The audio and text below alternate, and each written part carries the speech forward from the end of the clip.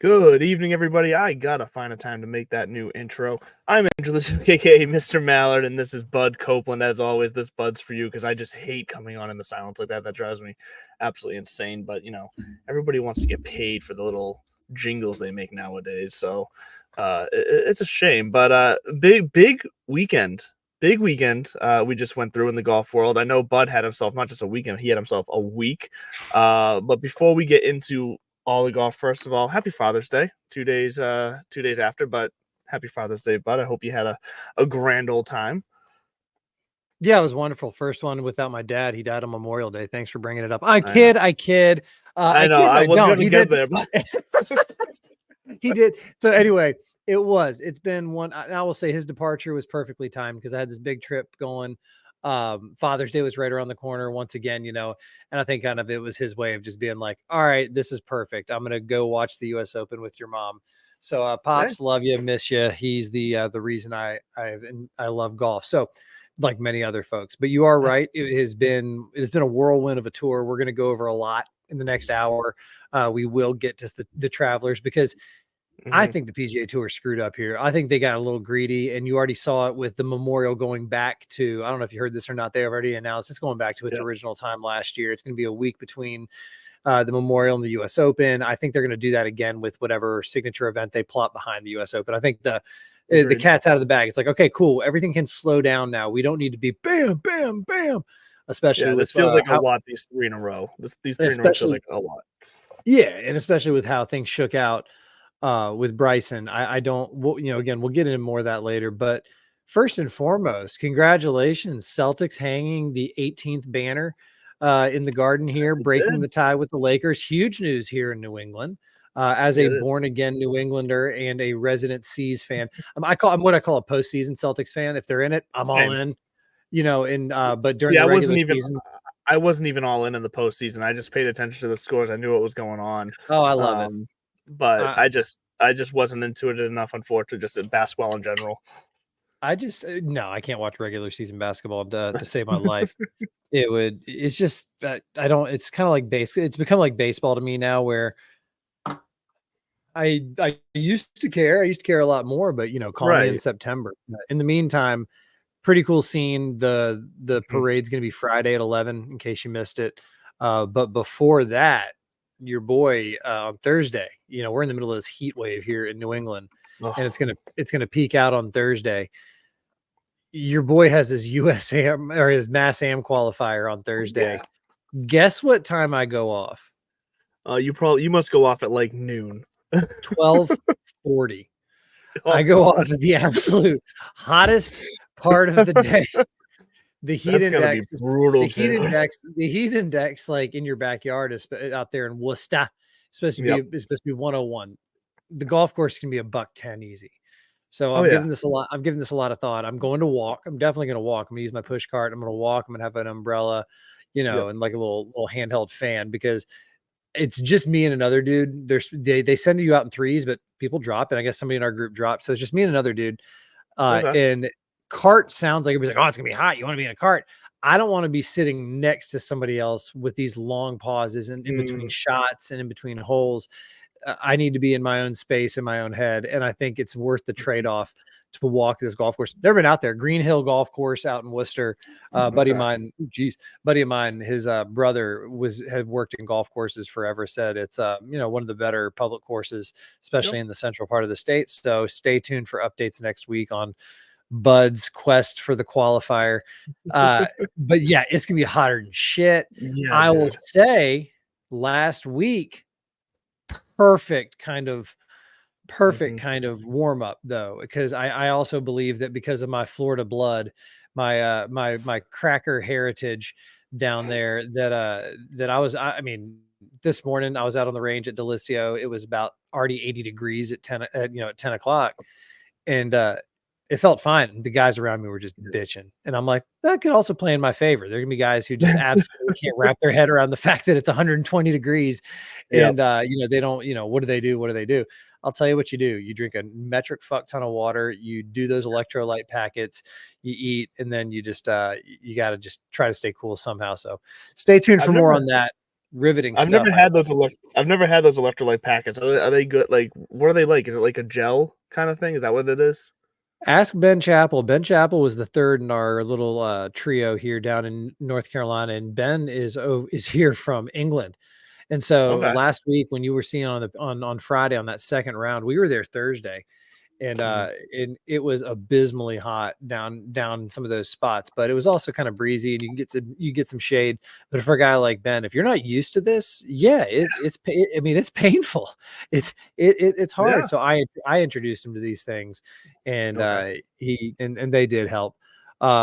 I mean, at the end of the day, nothing can beat it. You know, you have to go inside. You still feel like you're walking into a wall with every step. That's how heavy the heat feels. Yeah, as long as it doesn't get super humid, you know, everything you can deal with just about anything. But I don't know. I'm really I'm actually really excited about this one. I'm a little nervous, but nervous because I played well enough last week on tough enough courses to convince myself that you know, the game is there. It's all upstairs. And shout out to my boy Christian, who put together our trip. And then, you know, he's a good old friend, and he's seen me play golf before, and he was watching me play this week, and he had some great words of advice and some criticism that I needed to hear.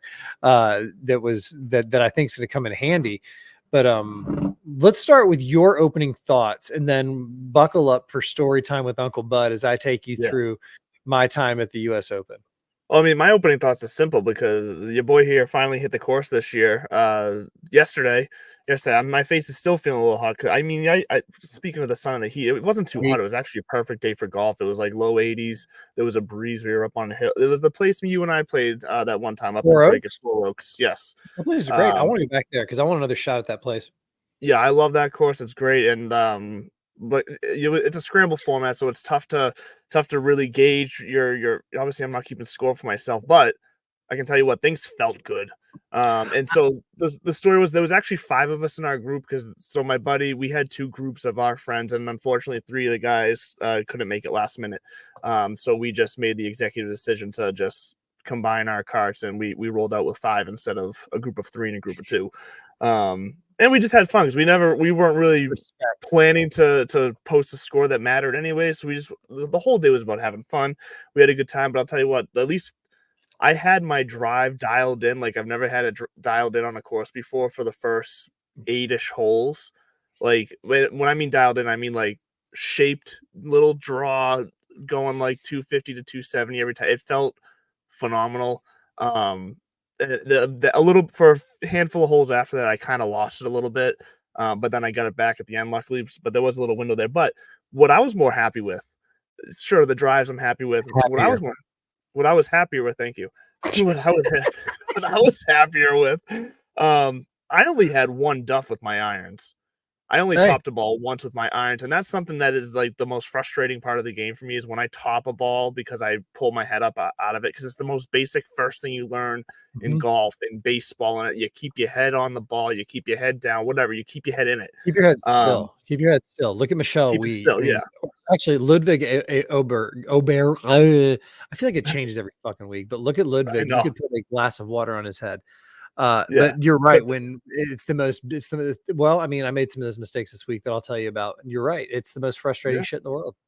But that's so I was very happy with that. The fact that I was hitting those shots and, you know, getting them in the air. I was obviously, because it's the first time I played, my distances were a little off. I was having a hard time judging my distances. So there's a lot of coming up short of the green a little bit. But I put a couple on. So I was happy with it. Luckily, we had a guy putting lights out, so I think I putted a ball twice the whole day. Like, I barely used my putter because we had one guy who was basically not hitting a shot all day, and just getting out of the cart when we got to the green, and he'd sink the putt and we'd all walk off. It was fantastic. So yeah, had a good day, beautiful weather. The goal was achieved. We had fun with the boys. And that's that's what golf's all about for me. Just having fun. Like I try to be better. I try to post good scores for myself to show improvement, but at the end of the day, like I know I'm never getting any better than than playing on a public course and hoping to break 90. Dude, I'll go in my backyard right now and hit chip shots for 4 hours straight. My goal in life is to touch a golf club and hit a golf ball every day until I die. So you're preaching. And there used to be back in the day, and in back in the day there was this aura. The movie Long Shots right now with Dennis Quaid and about the the Mexican American golf team in Texas. You should check it out. It's a true story, and it's kind of emblematic of what you were getting at. This former feeling around golf of exclusivity, as opposed to nowadays where it's like, dude, it doesn't matter what your purpose is. You don't all have to. It used to be, wait, you're always trying to get better. No, I'm just trying to get out. I'm just trying to make contact, or, I'm just trying to have fun, or I'm trying to participate, et cetera, et cetera. So that's good for you, man. I'm glad you got out there. And like, I like what you texted me, because it was such a golfer thing where you're like, hey, we played in a scramble, but I felt like that might've been like 88, 90 if I was on my own ball. I'm like, good. I'm like, it's always nice when you're grooved. And I had some of those throughout the week. But all right, so if you're with the feel, like, you can recognize how your game feels, even if you're not keeping score. You can kind of get a sense of like, okay, like my body feels different today. It's not as, my swings aren't as chunky as they often are. Like, this feels good. Chunky. Nice use of the word chunky. Nice use of the word chunky. It's no different than a baseball player who from the moment of contact, they get to a point where they can tell you where it went, how it went, the trajectory. They can just sit there and they're like crank, and they're like, nope, that's warning track. And you like look up, and sure enough. So I appreciated that about you. We're going to go through my trip. Well, then we will break down the US Open. There's a lot to chew on there. And hopefully we'll have some time to talk about TPC River Highlands and the newest addition to Boston Common Golf. Actually, let's start there real quick. I'm just going to say, because it's not worth chewing on more. Did you see the latest shakeup? No, I didn't actually. What, you're catching me off guard with this one. I'm glad I kept my mouth shut when we were following Tyrrell around, because Tyrrell Hatton out on Boston Common Golf. Come on down, Hideki Matsuyama. Classic Japanese frog. Don't know how that works out, but nationality has nothing to do with it. I like that he's on the team. Obviously Him and Adam Scott were a duo in the President's Cup, so I imagine they'll feed off one another pretty good. So anyway, woke up at 2:45 in the morning so I could make sure I could say hello to the internet at This Buds For You. If you're listening to this or watching this, go on over to Instagram, give your boy a like or a follow, both, whatever.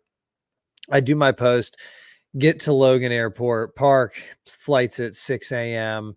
And I was like dozing in and out of my I was trying to get 2.5 solid hours. I was like, if I can get 2 hours of sleep, I'll be great.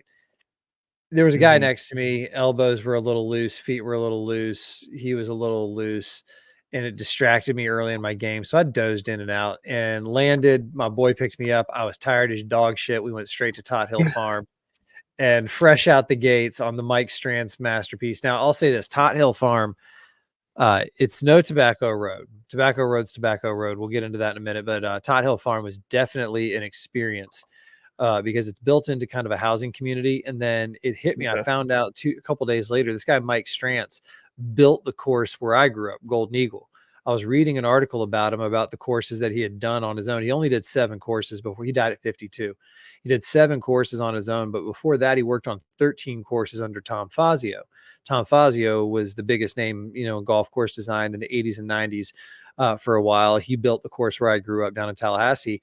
However, he designed it. Sorry, he designed it, but it was Strantz was the builder and the chief architect on site who took the plans and actually shaped them in. So that was kind of one of those cool things that I was like, oh my God, that's an eye-opening connection to me and this guy, where I grew, like he built the course that shaped how I learned how to play golf. It was pretty cool.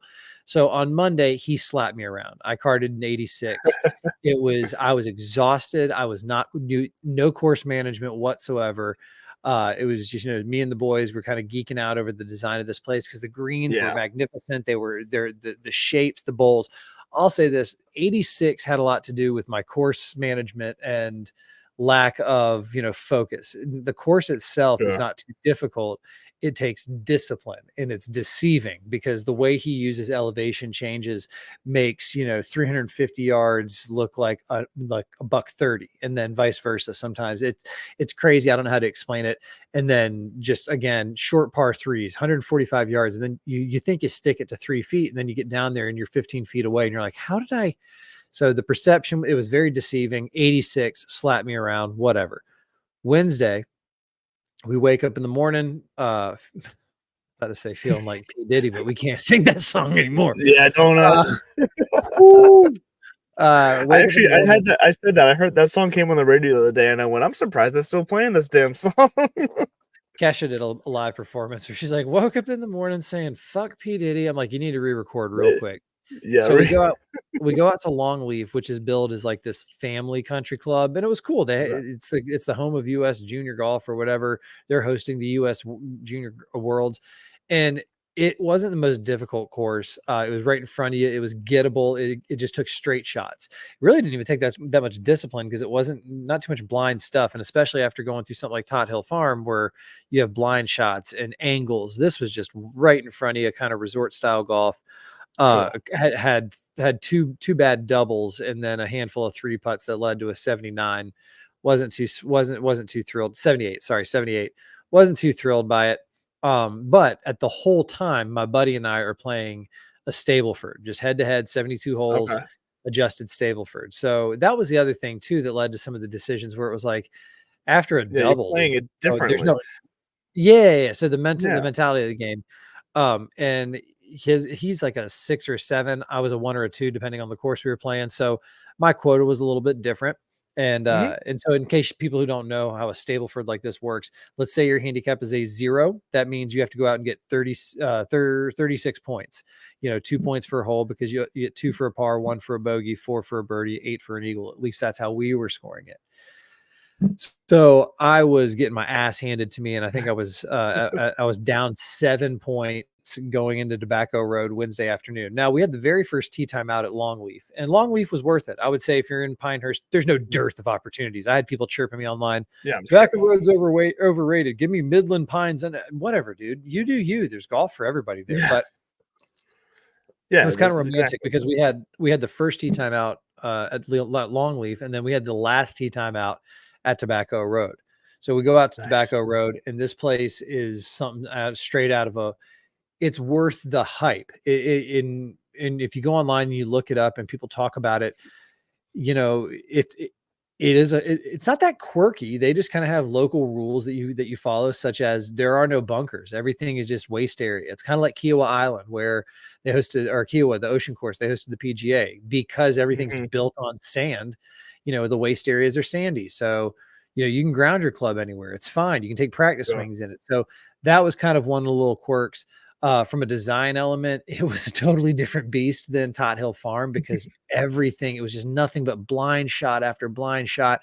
And then like traps, one hole, short par 4, we're straight ahead. It's a 230-yard carry to this nice little bowl that gives you a 50-yard wedge shot up the hill. And you're thinking that's the play.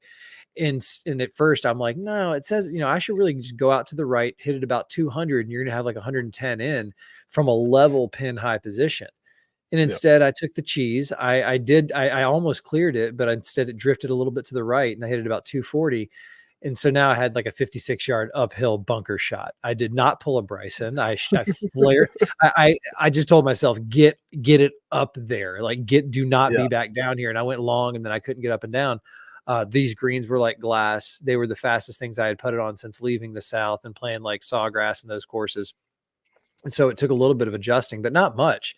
The good thing about fast greens is they roll true. So if you see a line and the minute you get a little bit of a feel for it, you can actually make some putts. And so I turned at 40 and I had won with my buddy the right to call back tees. He was like, fuck that. I'm not doing that from the back tees. And so the night before we had a putting contest at the Airbnb. I won. I said, come on back, Junior. You're playing in my course. So I turned in 40, which I wasn't thrilled with, but then again, the place was terrifying and it takes you a few minutes to get used to it. And then on the 10th hole, I hole out from pin high in the bunker. And I literally got down there and I was like, this looks actually makeable. And I said that out loud. And the kid from England was like, let's see it. And so I just blasted up there. It trickles down, jars it. My buddy just looks at me and shakes his head and just walks away. Next hole, par 5, birdie that. Your boy's feeling it. I had one stumble coming home. There's a hole online. You can look it up. And I hit the ball I flared a wedge over the green and it hit the road and then bounced off of a like goat fence or a cow pasture fence. And my buddy just goes, no out of bounds. So I go up there, run up this hill, run across the street, and I'm like shooting my little gun down there, like 28 yards or whatever it is, just the back of the hill. Trucks are flying by. I'm like waiting for an opening, and I hit this big old like flop shot down there to about 10 feet and lipped out the putt. That would have been the best up and down of my life. But it was a really cool place. I ended up shooting 35 on the back for a total of 75, and it flipped our match because my boy struggled a little bit more than I did. And on the back nine. And so all of a sudden I took a 1-point lead going into the last round. We found just kind of a cheaper round, for Friday morning after 2 days at the US Open and all this golf. We played a place called Seven Lakes. It was worth the $75 we played because the greens were rolling and the tee boxes were nice and the fairways were kept. And we also went out pretty much first again. And we got paired with two guys who were like, hey, they were veterans, young vets. And they were like, we play ready golf. I hope you don't mind. We're like, please. So we were done. We were done in 3 hours and 45 minutes. And I had a flight to catch. So I went into the clubhouse, take a shower, and my buddy's sitting out there with all of our scorecards. He's like, I'm going to start from the beginning while you're showering and changing and count it all up. We'll see where we ended up. Cause we didn't keep track during the round. We agreed to that. Okay. We're like final round.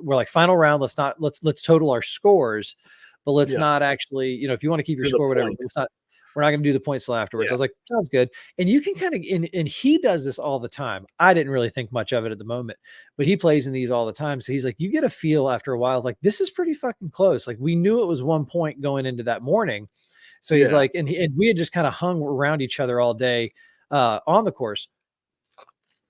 And so finally I come out and he starts kind of almost grilling me, but like, not like he didn't trust me, much more like he didn't trust himself. He's like, talk me through the back nine. All right. He's like, which hole was this? All right. What did you do? He's like, what did I do? And I'm like, I don't fucking know what you did. I was like, I try really hard not to pay attention to my own game. So I'm not trying to listen to I'm not trying to pay attention to what you did. I was like, we can talk through it together. So we did. We confirmed all the scores, and he just like sat down and he looked up and he like pushed it over to me. After 72 holes of Stableford, we tied. Oh, that's awesome. You know what? That's fantastic. 100% tied. And I looked at him and I said, do you want to go putt for it? I was like, you want to go to the putting green and like have a putt off? And he's like, nope. I think Donald Ross is talking to us and he's saying, gentlemen, it's a draw. And so we dubbed it the first annual Crokies and Khakis Cup. He is Team Crokies. I am Team Khakis. So look for that coming to you next year. That was the golf element of it. And again, I'm going to say it one more time, 40-35 at Tobacco Road. No, we weren't. We were hitting cups. So anybody who wants to be like, oh, I wonder how, I wasn't doing it for the ego. It was just a good day. And it gave me a little bit of confidence going into this week in this qualifier, just playing tough courses, with bets on the line and stuff like that. And some of the advice that he gave me that pointed out glaringly bad holes in my course management, I'm very grateful to him. But the real stuff came Tuesday and Thursday when we went out to the US Open. So Tuesday we went out for a practice round, got out there at like 8:30. Immediately, we took an Uber, took us 15 minutes from our Airbnb. We get dropped off. You go through the gate, and within 2 seconds, you're already on the fifth tee watching people tee off. It was awesome. And we walk a few holes in the front nine. We get into the second grandstand. And we sit there on that second hole. And first thing I'll say is this. Everybody who you walked into, what do you think you'd shoot? What do you think you'd shoot? What do you think you'd shoot at Pinehurst? What do you think you'd shoot number 2? I'll tell you exactly what I would shoot on that golf course from the back tees, from where those guys were having to hit it and stuff. 150 million. About 150 million. I'd stop keeping score after I wouldn't even start keeping score.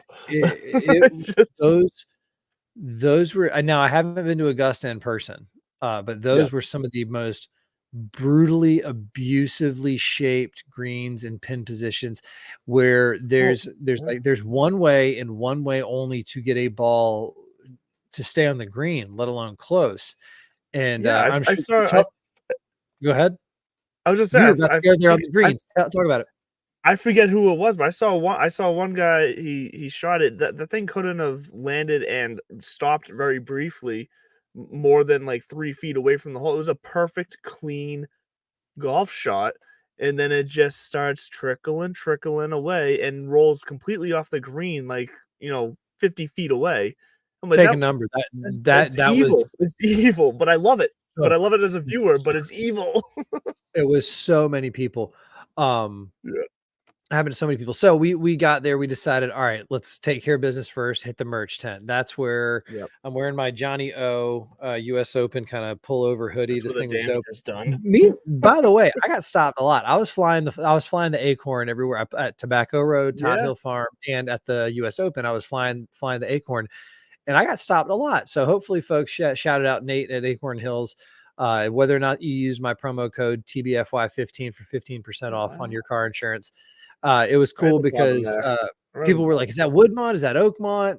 Is it this? Is it that? And then one guy from somewhere in Massachusetts, I got to look it up. It starts with a W. He was like, oh my God, that's, blank. And I was like, no, I was like, ironically enough, I live in Salem. And he told me, and then Waverly, Winston. I don't know. it was like, it was like, I think it was like Westerly or Winchester. It was one of those two. Yeah. And he was like, Acorn is our logo. And we're like the oldest, golf course in Central Mass or Western or whatever it is. And then he looks at my buddy. He goes, hey, one of you's wearing a Grateful Dead hat. I saw. Anybody got any gummies? And we're like, no, my guy. Sorry, fresh out of the gummies. But you enjoy your U.S. Open, sir. So we hit the merch tent. I'm not going to say the number out loud, but I'm not proud, not ashamed, not ashamed. It's for you only. It's fine. It was worth it. Now the hat selection, I'll say my buddy Christian got the best hat. It didn't fit with me. It had a rope on it. And then, so I saw this, and if anybody doesn't know, either. Neither is he. And I think he's going to cut it off. If you look up the 1996 U.S. Amateur with Tiger Woods, this is the style. That's why I ended up with this hat. There's a little take on that. He's got 2024 Pinehurst on the side, but he was wearing a hat in the final round. I'll never forget, because I remember Steve Scott. Shout out Steve Scott. He does wonderful stuff with announcing, and he's a PGA professional. He's the guy that Tiger beat in that 1996 U.S. Amateur, and he had a big old lead on Mr. Tiger Woods in the final round, and just trickled away. He tells that story wonderfully, graciously every year around U.S. Amateur time. But Tiger was wearing this hat that just stuck in my head forever. And when I saw this, it reminded me of that. So it's exactly the same hat with the trophy added, basically. Right. The trophy, instead of U.S. Amateur, it says U.S. Open. They threw the trophy on there. I thought it was a really dope hat. Especially because I remember Steve Scott was wearing this Massimo hat. Massimo is a skate company from back in the 80s and 90s. And I thought that was kind of tacky. Looking back now, I think it's kind of cool. So we hit the merch tent, and then we decided we wanted to go scout places to see shots. Our whole goal was to come back on Thursday and be efficient, and just kind of, so we walked the course, almost the entire course.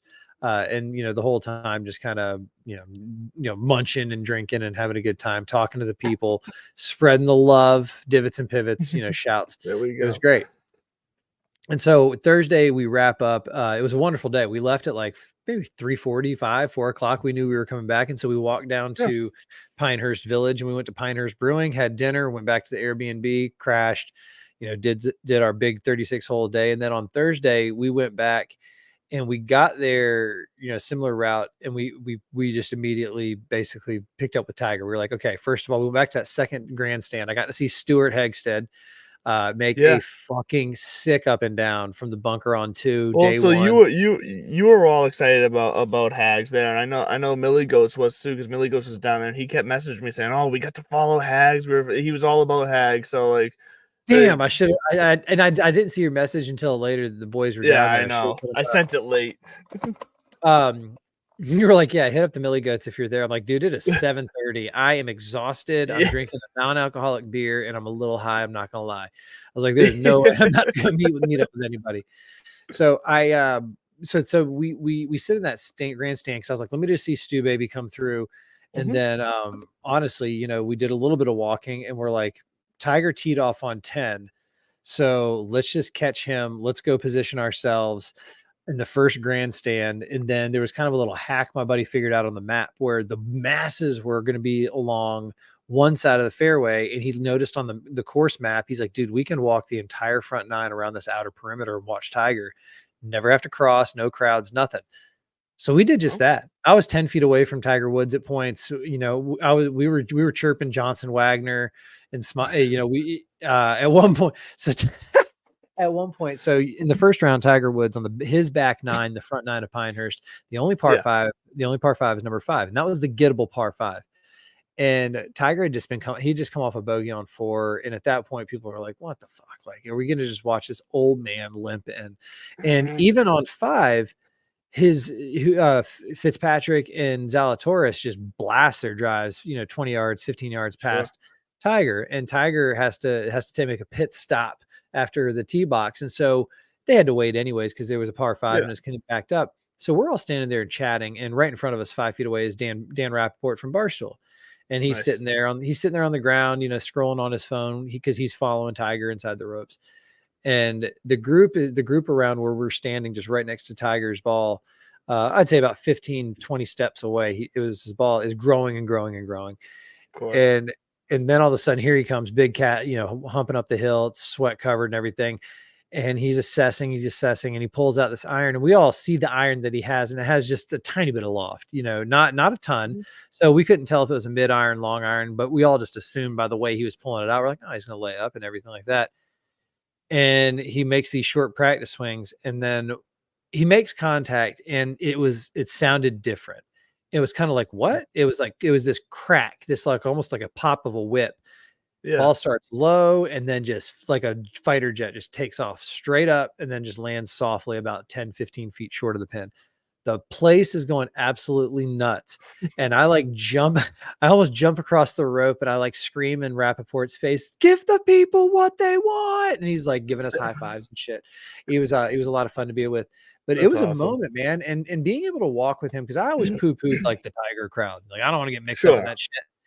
And here was an opportunity to do it a little bit differently, because we were not walking 5, 6, 7 deep. It was us on the ropes with the big cat, and he was putting on a little bit of a show. And again, I go back to that golf course because that was the morning, and then we stuck around for the afternoon wave. That was the Scotty Scheffler, Bryson DeChambeau show, and it was dope. I mean, at that place, the place was popping. It was 90 degrees. It was almost at capacity. I told you, your boy was barefoot. I wore flip-flops day 2, and as soon as we got in, took them off, and that was that. I wanted to be able to say that, and it was comfortable as hell. It was just like sand dunes. Were in Pinehurst grass. My toes were, I smuggled some sand home, and it's beautiful. Me and Bryson smuggled sand home. So that was my journey, though. We followed that crew around. It was, the Brit didn't make it past lunch. He had to hit the tent. Me and the other Florida guy stuck it out until about 5:30. And ironically enough, the last thing we did right before we were waiting for our Uber, and at the aforementioned 5th tee, right behind there's the entrance to the ride share. We waited, we watched Bryson tee off, and then we left. And so we got to see him. That was the last group we saw tee off before we left. I got a sick video. I got a sick video, bro. Sick video, man. No, but I got a good video of Bryson. One last quick, funny US Open story, and then we'll talk to Underdog, and we can actually talk about the tournament proper. Yes. This on day 2. The reason we did the merch tent day 1 is because we didn't want to walk around with shit on day 2. But I did the same thing, bought it, shipped it home. But day 2, I went back and I wanted to get the hat that my buddy had. And at the last minute, pivoted, snagged this guy. So I was walking around with a bag the rest of the day. Towards the end of the day, we're watching, and I was standing behind my buddy Christian, and JT Poston backs off a ball, and he shoots the nastiest fucking look, like right at us. And I'm like, what the hell is this guy looking at? And then I realized he's looking at me. I was like crinkling my bag in my hand. And I like a little kid, I quietly scoop behind my buddy and just crawl down real low. Right. And so he hits and he moves on. Christian turns around. He's like, what the fuck was his deal? And I just went like this with my bag. He goes, oh my God, that was you. I was like, yeah. So when we were watching Bryson Skip had 2 holes because we were walking the opposite direction. Skip had 2 holes. We're waiting for Bryson to hit. And as we're waiting for Bryson's groups to like get ready, Poston and his group walk up, and I nudge my buddy. I'm like, hey, Christian, check it out. It's him. He looks at me, looks at my bag sitting on the ground, and just starts stomping on the bag. And I'm like, you motherfucker. Poston looks over and he just laughs and like shakes his head and keeps walking. I'm like, oh my God. World. So yeah, but I'm sure like JT like appreciates like the acknowledgement of like you guys are Never, none of the three of you guys said a word to each other, yet you had a whole conversation, two whole different times. conversation. He knew that I was mortified. He knew that it was my fault the first time, and he knew that my buddy was busting my balls the second time. Let's hear from Underdog and then talk about actual golf. Fantasy Sports Corp and Underdog Fantasy have teamed up to start your fantasy season off in the win column with Best Ball. What is Best Ball? It's quite simply the easiest way to win. No team management, no trades, no waivers. It's their biggest contest ever and it has only gotten bigger. You simply have to sit and win. You don't even have to set your lineup. Always get your best score every week. Just enter a contest, draft your team, and Underdog will do the rest. What could make this even better? How about free money, up to $100 using our exclusive promo code? Go online now and use the promo code DIVPIV to double your deposit up to $100. You tell them Gingerbread sent you. Good girl. Good girl, Gingerbread. Good girl, Gingerbread. Speaking of crumpling bags, a guy who probably had to have quite a few bags to carry home all of his memorabilia, his winnings, and the trophy itself. Bryson, you know what? The champion that I think the U.S. Open needed this year. I'm going to say it. I don't care. He's live, whatever. Like, that's kind of just getting to a point where it doesn't really honestly matter to me anymore. Bryson, I think with the year he's had, year and a half, in his own personal ventures, the social media, and the way he's just kind of adopted this attitude, Bryson felt like the champion that the U.S. Open needed, and probably honestly it wanted. Forget the lines drawn in the sand. This was perfect, I think. Two things can be true at the same time. No, I'm not forgetting the lines drawn in the sand because he drew the line in the sand. He even said that in his press conference. That's the only beef I have with this whole fucking thing is don't say. You created the situation. You're healing the situation. Don't talk about it needing to be done. I hated that. He did so well in his press conference. He did so well all week with the fans. He did so well with just being and doing and playing. You don't have to answer every question that is given to you. And so when it got brought up and he was like, this is a time for us, yeah, we need to heal. We need to figure this out. And you can say that I'm part of the cause. I will. I'll say it. You're part of the cause. So don't go talking about us needing a solution. You know what I mean? You started the fire. So don't tell me we need to go find a hose. You're right. We do. If you wouldn't have started this fire, we wouldn't have been in this position in the first place. And selfishly, everybody's talking about how like Liv has been great for Bryson. So, okay. So are we all in this for Bryson? Or are we in this for golf? So hold on. Yeah, go for it. Finish it. So that one comment is the 0.1% of this week that I don't like. 99.9999999 repeating percent. I am so much happy. So much happier. Happier. I'm so much happier about golf and its potential with what transpired. I'm my buddy Christian was like, he called it at the beginning of the week. He goes, Bryson DeChambeau is winning this golf tournament. I was like, no, I think Brooksy's going to finally snap out of it. I'm over Brooksy. I'm moving on. I almost had the Rory pick right too. I almost got it right. I'm sunsetting. Stick around with Rory. I think he is. I think he's right. We'll talk about him in a minute. But I think the whole story is cool, and he did it. He worked. Mm-hmm. He proved that you don't necessarily have to be. Now, Tiger says he had to do it his way, which was laser focused, no friends, no enemies, no mercy, whatever. It's just me versus the world. And he kind of he doesn't regret, but he misses the relationships that he could have developed had he not been doing it that way. Jack 118, while developing. So I mean, everybody has their own path. Oh yeah. Maybe Bryson is that next. Like, all right, I just have to be me. I can't worry about what everything else is. I'm going to be me. I'm going to do my thing, which is cool, and I appreciate that. Now, will this? We're caught up in the moment. We are such a right now. Give me more junkie. We have recency bias to a fault, and presentism is our weakness. Will this? I'm channeling my best Brandel Chambly. Will this U.S. Open be remembered as Bryson's triumph or Rory's failure? I think it's going to be Rory's failure, just like Spieth at the Masters on what was that 16 or whatever. Like it's this certain exactly the Danny Willett year. Yes, exactly. Yeah. So like this is going to go down as Rory's failure. I do want to go back because you made the comment. People are saying like Liv is the best thing that could have happened to Bryson. Like No.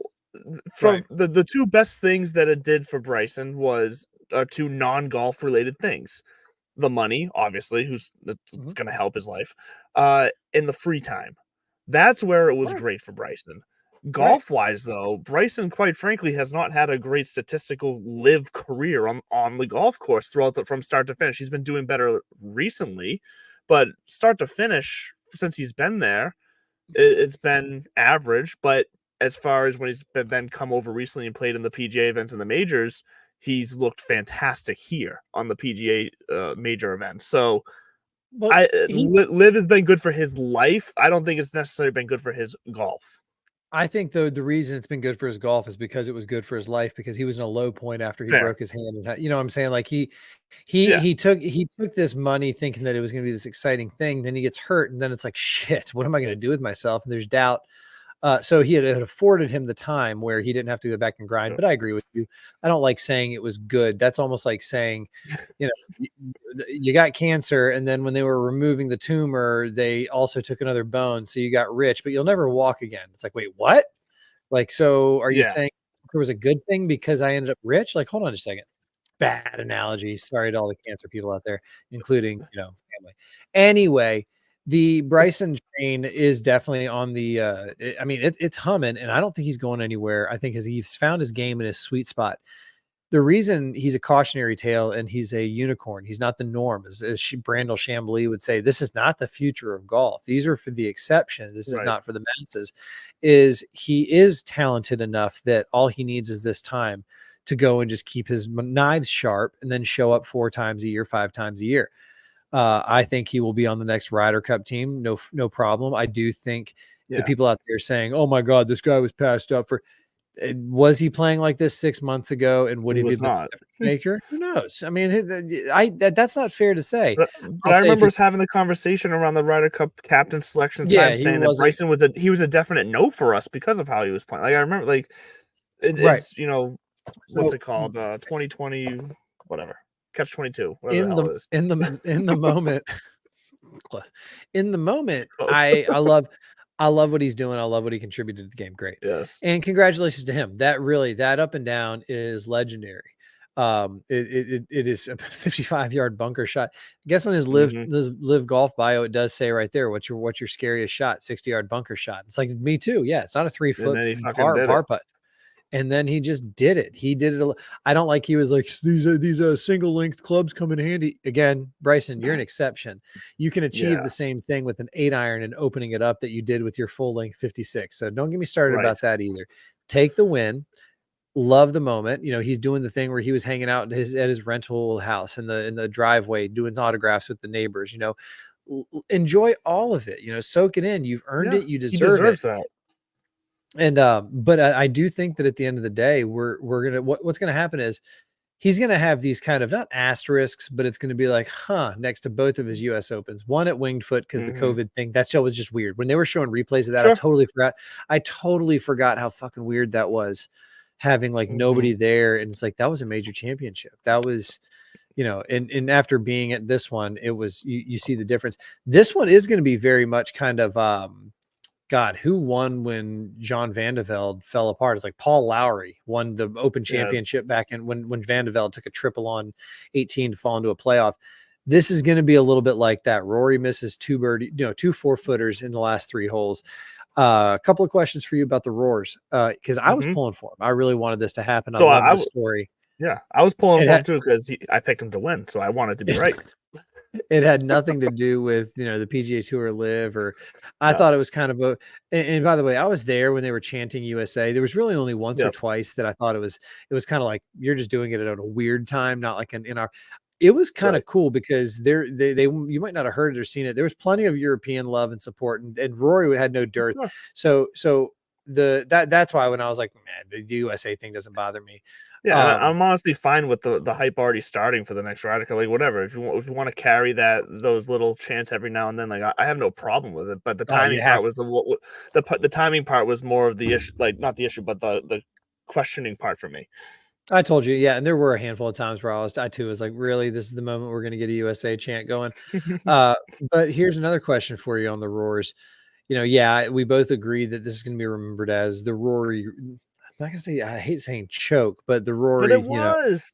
failure. Ugh. But it was a choke But job. it was so bad. But I'll tell you this too: those greens, scary as shit. I would have shot 150. So sure, but he still his hit. exit. Let me ask you about his exit. Okay.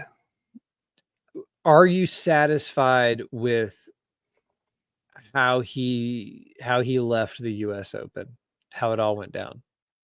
I understand how he left it. I would have liked to see him at least give the quick the quick handshake, pat on the back, and then the quick walk off. Like that, I would have liked to have seen that, whether it's at the scoring tent or on the edge of the green, whatever. But I get it. He did come out with a statement afterwards, not flat out saying like he didn't say anything along the lines of like, I'm sorry I didn't stick around. Like, he didn't say anything that, but he started out a statement giving Bryson all the due. Like I was satisfied with the respect he gave Bryson and his statement afterwards, and expressing his own difficulty dealing with what happened, because what happened was ridiculously jarring for him. He had hit 496 straight putts within 3 feet up until 16. And then he misses 2 with it. Like that's gotta, especially a guy like him who is thinks through everything on the course and relates it to his life and whatnot. Like that's a lot. So I wish he would have stuck around. I would have stuck around if I was him, probably, and kind of gutted it out. But I'm not him, and I am, on the other hand, completely understand why he left the way he did. Where do you stand?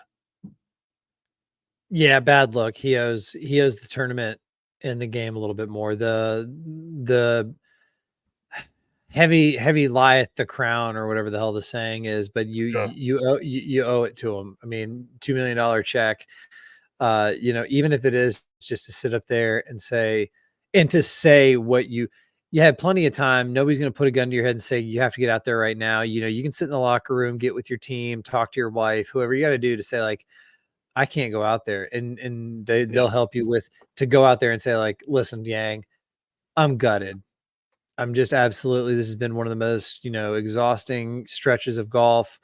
Obviously not the outcome I deserve. All credit to Bryson. He's a deserving champion, and I look forward to, future battles. But for now, I need to just go home and process this, and I'll see you all next week. Like, I do think that that's the minimum. I don't like the precedent it sets, and the message it sends to, to young golfers, to future golfers, to aspiring professionals. This is the level that you are going to be expected to just at least face failure. Listen, I mean, on a very minuscule scale, Thursday, my score is going to be public out there. I'm going to play in the Massachusetts Amateur Qualifier, and Mass Golf, shout out to them. They do a really good job of publicizing those and kind of hyping them up on social media. So look out there on Thursday. They'll have a link to the live scoring, and so it is kind of cool. And for me, I'm getting excited about it, less nervous. And it's like, yeah, go time. You've played these kind of courses before. Let's go do it. Let's have fun.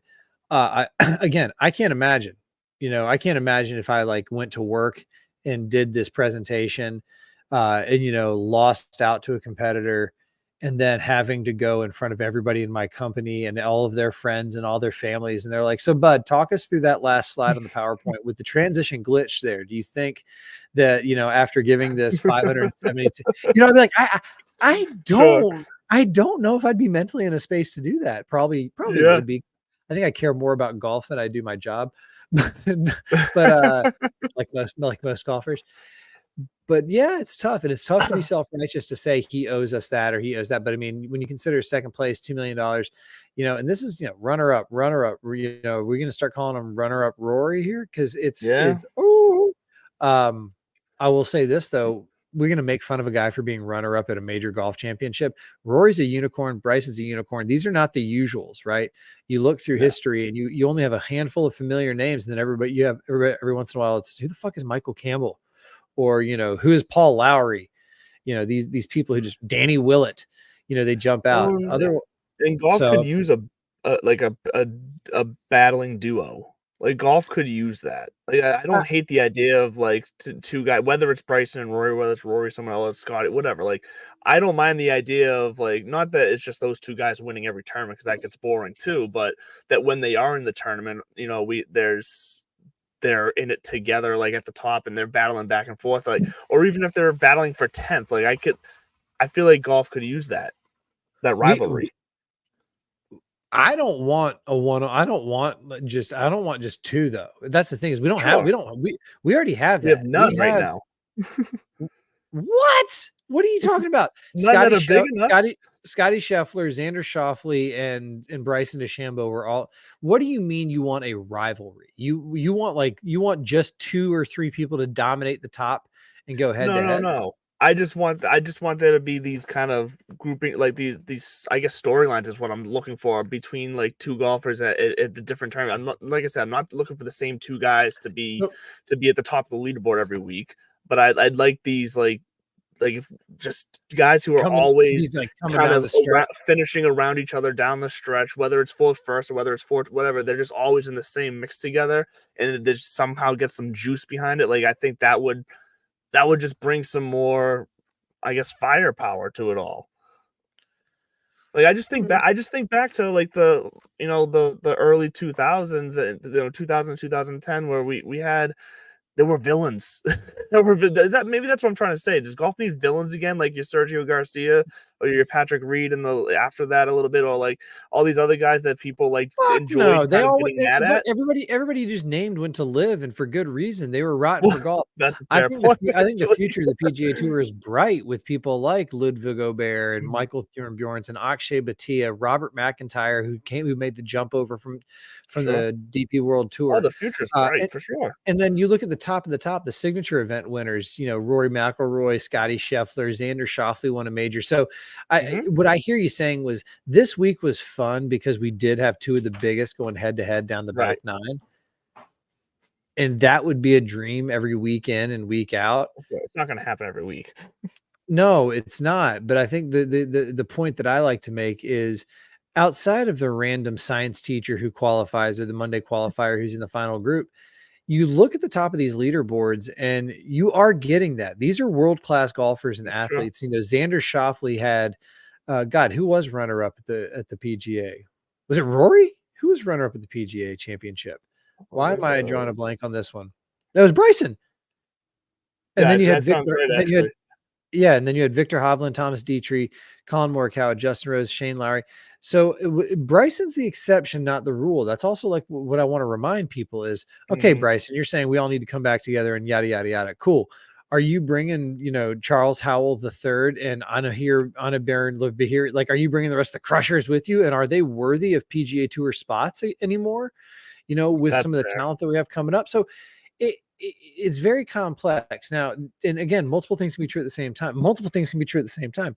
Where the entertainment value's through the roof. Golf's better with Bryson doing what he's doing right now. And again, he's in a position to do it. He's winning majors, so he's getting exemptions to future majors.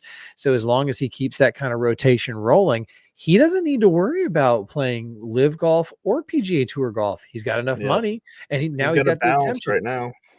You might see this kind of future model where these guys might outgrow, tour golf. What if all of a sudden Bryson gets, enough subscribers on his YouTube channel where he's like, fuck it, I'm a pro golfer and I do YouTube videos and I play in majors.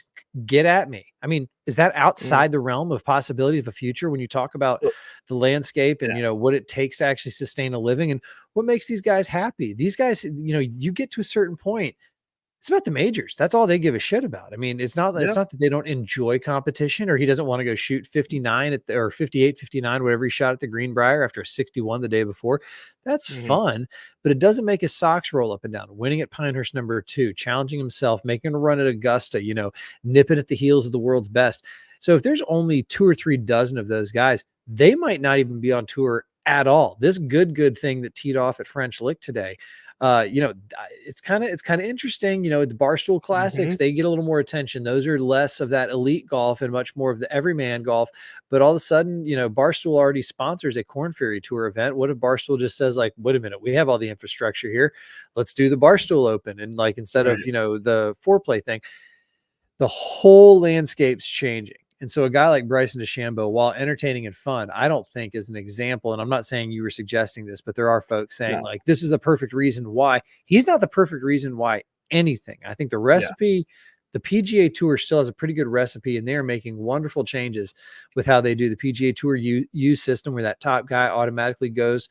Everybody, the next 10 are going to the Corn Ferry, and then from there on out, they go down. People don't realize they go down like 50 spots in those rankings, and they give exemptions on the DP World Tour, other global tours, status on these tours.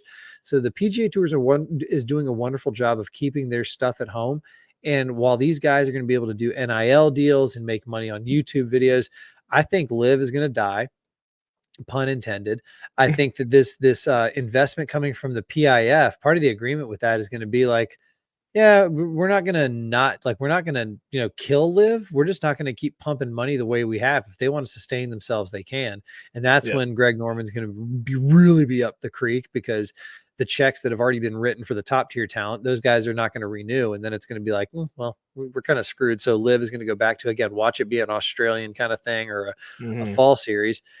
And then golf's going to go back to being normal. The PGA Tour is going to evolve. It's going to have a different structure and format. It's going to have more money, and its partner and, the TGL offseason kind of team thing is going to continue to grow as well.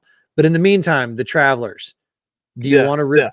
I mean, I don't necessarily want to give 9 because I didn't give it enough time. I just think that if you have 9, you can give 9. I labeled 9, but it's nobody shocking. Yeah. My 9's not very shocking either. Honestly, it's all pretty top heavy this week. The only thing, and the funny thing is I don't have him in my 9. We'll tweet out the 9s. I mean, I've got Xander, Scotty, Colin Morikawa. So the Travelers, I think it's doing a disservice having a signature event right after. This is our resident New England golf event, but I think Scotty's going to win. I think we're going to see Scotty win again. But I have guys like Russell Henley that I have my eye on because he made a run on Saturday at the U.S. Open. But what do you think? Who's winning this week? Winning this week, picking a winner that, you know what, screw it. I'm gonna go Xander to win this week. I think he's gonna get another one. I think he's gonna get another one here. So I'll take Xander here. I do have Keegan Bradley. He's number 9, the defending champ. He's still actually playing fairly good golf right now. So I like Keegan Bradley here again.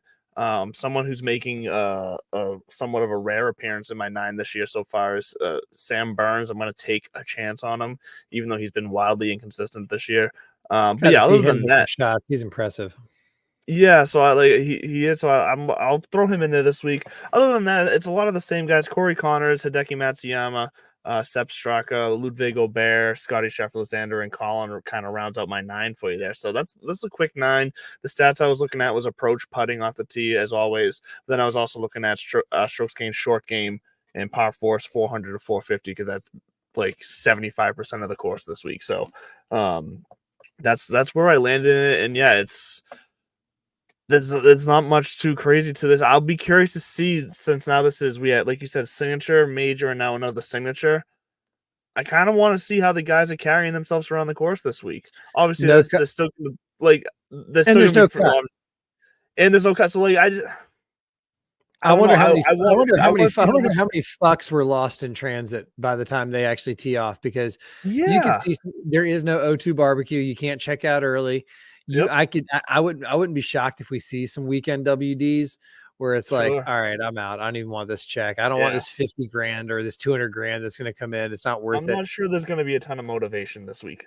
I got to say, looking forward at the next few weeks on the PGA Tour, there's not a whole, this is where we get into that lull in the what we're calling the schedule. Next week, Rocket Mortgage Classic, we are supposed to see the 15-year-old Miles Russell. He's going to get his first start. We got the John Deere Classic coming after that, 4th of July week. Shout out to the JD Classic because that's an Open Championship series. So we got the John Deere Classic, and then we got the Genesis Scottish Open, followed by, you got it, the Open Championship. So it's, and don't get tripped up, the Barracuda is being played the same week as the Open. We're going to talk about the Open, not the Barracuda that week. And then next thing you know, we'll have Olympic golf and then the FedEx playoffs. Last question to you, and then we got to wrap this up, I'm sure. Bryson DeChambeau not on the USA Olympic team. Big deal?